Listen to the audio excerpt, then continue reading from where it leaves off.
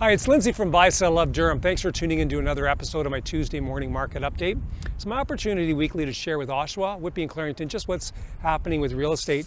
I'm standing here in front of Costco because this is like the cheapest place to buy gas locally. And with the gas prices, even though they've come down a little bit, it's really important when you're sticking that nozzle in your tank to try to get the cheapest gas around. And I tell you, this place is like the cheapest.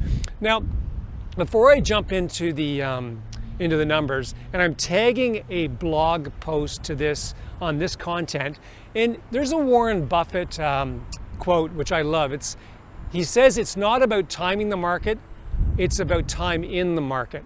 It's not about timing the market, it's about time in the market. So I guess the question is it a good time to buy or is it a good time to sell? And what I'm telling my clients right now is it's needs versus wants. If you have a want to sell, it's probably not the best time to sell. Like if you're thinking, let's try it on the market and see what happens. If you have a true need to sell, this is a really good time to get it sold.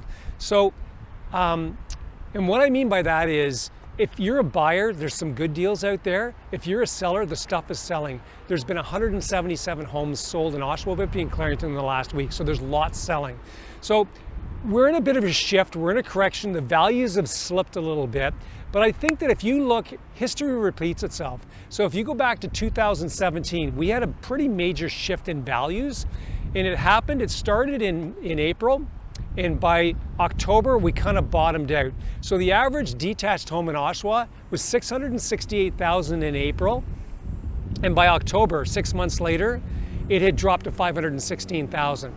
That is exactly where we are right now. Our market started to shift, the value started to slip in February, we're now in August, we're 6 months later. So if you're a buyer right now and you're waiting for the bottom of the market, 6 months after the crash in 2017, the market started to increase in value month by month by month. Every month you would have paid more money for a house. Is that going to happen? It's quite possible. One thing that's almost guaranteed is the Bank of Canada said they're raising rates. So if you're holding off and you're a buyer, I think you're missing a golden opportunity.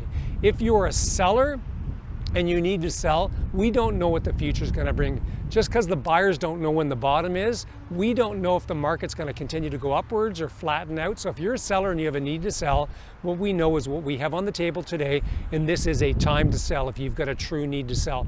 So let's just jump straight into the numbers. In the last 7 days, we've had 206 homes come to market. That's down 38 from the week before. So, and that's typical because we had a long weekend, so fewer people were putting houses on the market.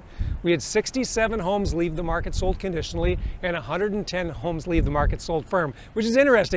177 homes left the market in the last 7 days, 177 homes left the market the 7 days prior. So it was exactly the same, even though we had a long weekend in it.